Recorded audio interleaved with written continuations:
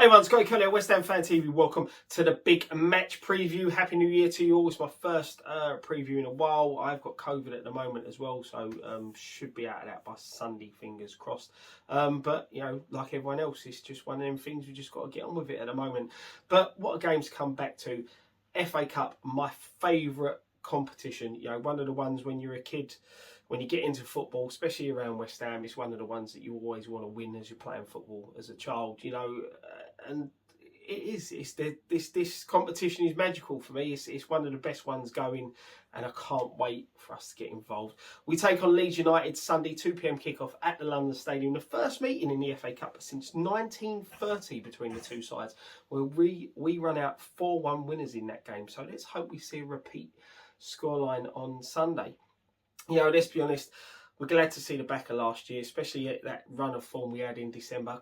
Good to pick up 2 decent victories away from home against Watford and Crystal Palace. Palace, you know, right, we went 3-0 up. For me, I thought we were a bit lucky to be in that situation. If Palace could finish their chances, we could have been on the end of a heavy defeat. You know, I know we scored our 3 goals, but Palace missed quite a few chances. So, you know, the result is the main thing that matters. The performance doesn't always matter. The result is what matters. We got the win, but we really need to cut these silly errors in defending out. You know, the 2 goals that we actually ended up conceding against Palace, I thought were defensive errors and goals we probably should have dealt with. You know, the chances that they missed were the ones they probably worked hard to create. So, you know, we can't keep giving teams chances. You know, Fabianski's up there with the top 5 goalkeepers in the Premier League with most saves. You know, and that says a lot considering we're pushing for a top 4. So, you know, we've got to start putting things right. We need performances to pick up. And, you know, this is a nice little breather from that hectic Premier League period. You know, this is a good way to get back into the love of football. You know, so the rent to the FA Cup is just one of the top things that draws, especially people in my generation and probably a generation above. This was the one that, when you was a kid playing football, it's one of the things you wanted to win. So let's hope we go out and put a decent performance on. Our run of form against Leeds is quite good at the moment. We're unbeaten in our last 3 games against them. Something, you know, that Leeds were a bit of a bogey side. I think they've lost more games in the last 3 to us than they did in the previous 28 fixtures against us. So it goes to show how much of a turnaround of form and things change within the 2 clubs. Now, Leeds have been struggling this season. They had a flying season last year, but they've got nowhere near that form this season. They are down near the bottom of the table. They got a decent win against Burnley, but at the start of the year, I think didn't play New Year's Day. They played on the 2nd. But that win come off the back of I think, 2-week break they had due to COVID. And this goes back to something I said on a post-match reaction, where certain teams are going to benefit from this COVID break that they're getting. Look, COVID's a horrible thing, you know, as we've seen through the past 2 years. Luckily enough, this variant isn't too bad. I said, for me, it's just been like having a cold. But teams are getting a bit of a break. We saw with Spurs, they had a bit of break. Their form were picked up. Leeds, you know, we've had to play all the way through. You know, you can say we lost the Norwich game, but that now comes back on the 12th of this month. So again, we've got to play 3 games in the space of a week. So, you know, it's just, look, people are going to sit there and say, oh, you're picking holes in things. You know, it's not much of a coincidence that these sort of things are happening. But, you know, that's my opinion. And, you know, if you disagree with me, that's your opinion. So we're all entitled to opinions.